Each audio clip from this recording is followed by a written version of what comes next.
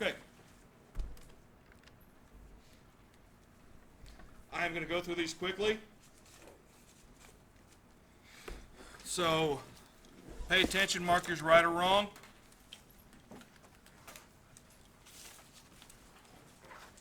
So we, like I said, so we can try to get through it.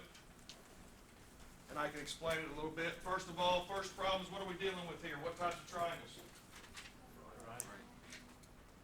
Okay.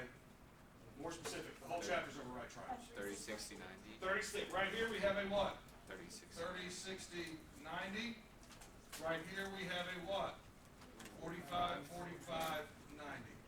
Okay, your rules for 30, 60, 90 are as follows. You first always find S. S is either equal to your hypotenuse divided by 2, or S is equal to what? The longer leg divided by square root of 3. And also to find L is always equal to what? S times square root of 3. H is always equal to 2 times S, correct? Those are your rules for 30, 60, 90. Something you need to know for these. Your hypotenuse is always equal to L times what? Square root of 2. And L is always equal to your hypotenuse divided by what? Okay? So that's what you're going to use for these. What I tell you guys always to do first thing, label, make sure you got these correctly. What is this right here? This is 60, so that's what? That's L, because that's the longest leg. This is the 30-degree angle. The one opposite it has to be the what? Shorter leg. The longest one always is the hypotenuse. Okay, but how I taught you guys to do these, figure out what they gave you first. What they give you? H, S, or L? L. What is the first thing I always said to find? Make sure you have S first. Do we have S? How can I find S? S is either H over 2 or L over square root of 3. Which one would be convenient here? Huh? Talk louder. L over square root of 3, correct? Because I have a number for L. So to find S, I'm going to put what right there? 15. Now, what's wrong with this picture? Why is this not an answer? Square root on the denominator. I have to rationalize the denominator by doing what? Multiplying this by square root of 3 and multiplying the top by what? As a result, what do you get? 15 radical 3 over 3. 15 radical 3 over 3. However, is that your answer? You still, it turns out, I can still cancel here, making it what? 5 square roots of 3. So S is 5 square roots of 3. Now, so how do I find H? Well, H is 2 times whatever what? Yes. 2 times whatever S is. What's S? 5 radical 3. 5 square roots of 3. We just found that, right? So this is what? 10 radical 3. So Y is 10 radical 3 and X is 5 radical 3. So that's how you would do that problem, correct? Yes. Over here to the next one. Like I said, this is online, and I'll let you take a picture of it as you're walking out. Let's see, what did they give me? They give me H, or did they give me L? This is H, is it not? That's. Now, I guess we're supposed to, but what do these have to be? Why is that? Because these two sides are what? Congruent. That's from a from a previous chapter. Now, this is H, that makes this L, they're the same. H is what? 8. So how am I going to find L? What am I going to do? Square. It's a what? H, whatever H is, over square root of 2. What's the problem with this one as well? Square root's on the bottom. Multiply by square root of 2 over square root of 2. Give me 8 square roots of 2 over 2. Done yet? No. 2 goes into 2 one time, 2 goes into that 4. 4 square roots of 2, correct? Yes. So that makes X 4 square roots of 2, and Y should have been 45 on that problem. Questions?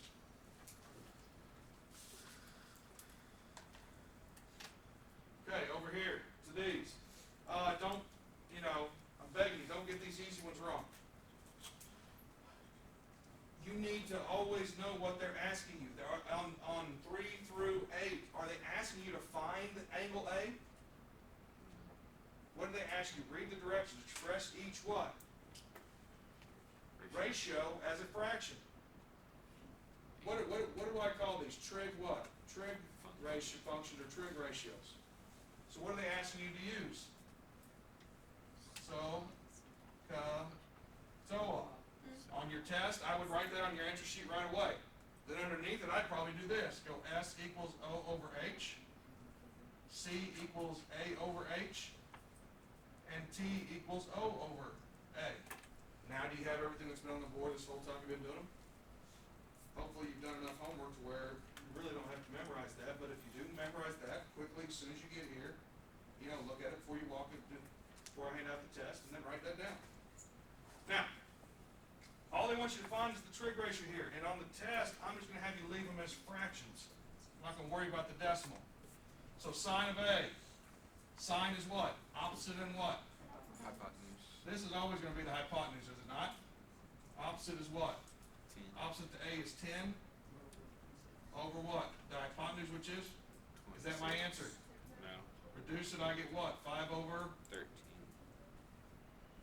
tangent of B. Or if we'll go down to sine of B. Sorry, sine of B. Opposite, which is what? Over hypotenuse, which is? 26. So I get 12 over what? 13. There's too much chatter behind me. There shouldn't be any. Focus up here. Tangent of A. I'm confused by number 3. 10 over what? 26. 24. That's the opposite. And that's the what? Adjacent. I reduce that, I get 5 over 12. Tangent of B. Go to B. Tangent is opposite over adjacent, so that's what? 24 over 10. 12 over what? Cosine of A. Is it opposite or is it adjacent? Cosine. Adjacent. It says adjacent, so what's the adjacent? 24.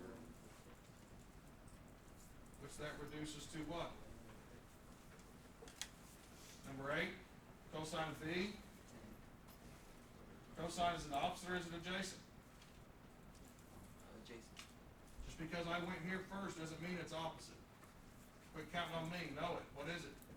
What does it say? Adjacent. So which one's adjacent here? 10 over, and then the hypotenuse is what? 26. So this would be 5 over what?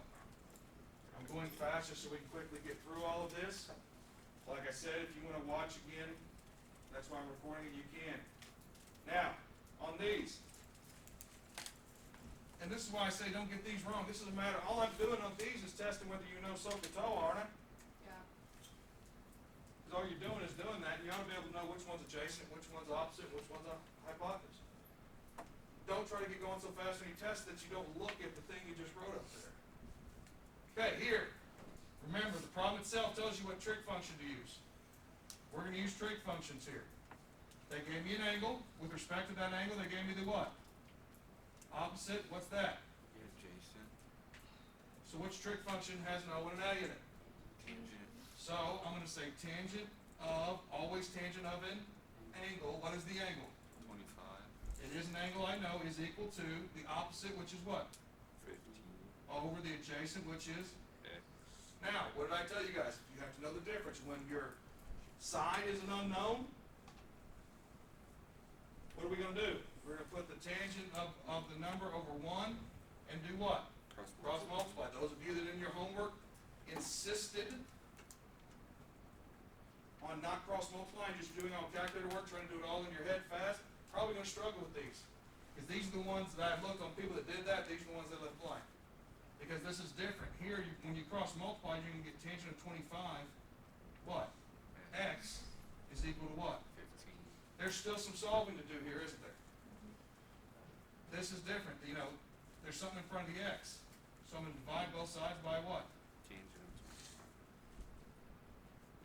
25. What do you get when you put that in your calculator? Let's round it to the nearest tenth. Huh?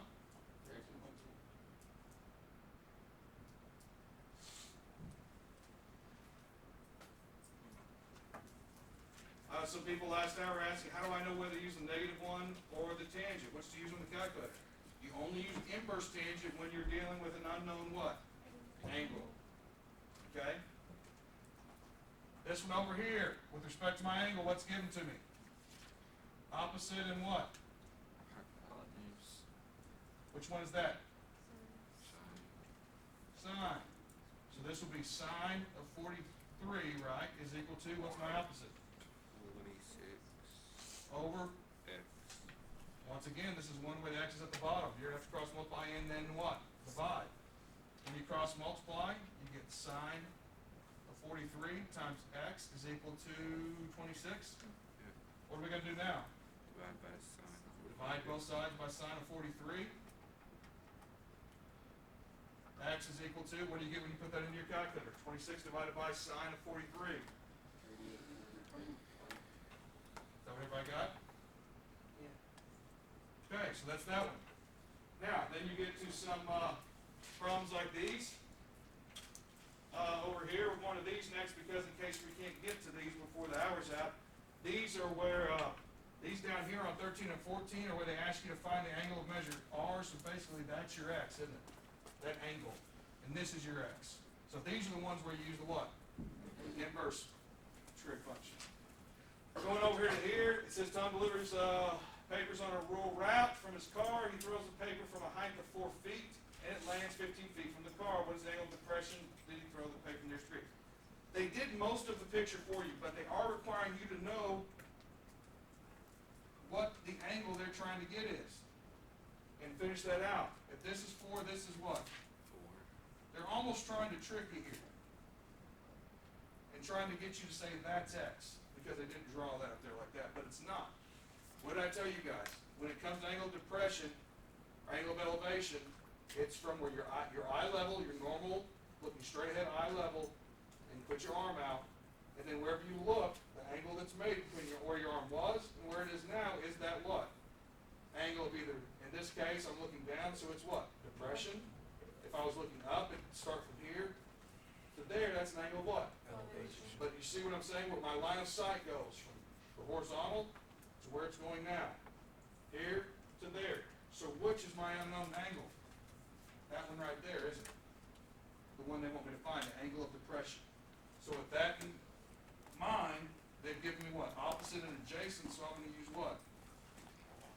Tangent, don't put your stuff up, tangent of what? What's my unknown angle? X. Is equal to, what's my ratio?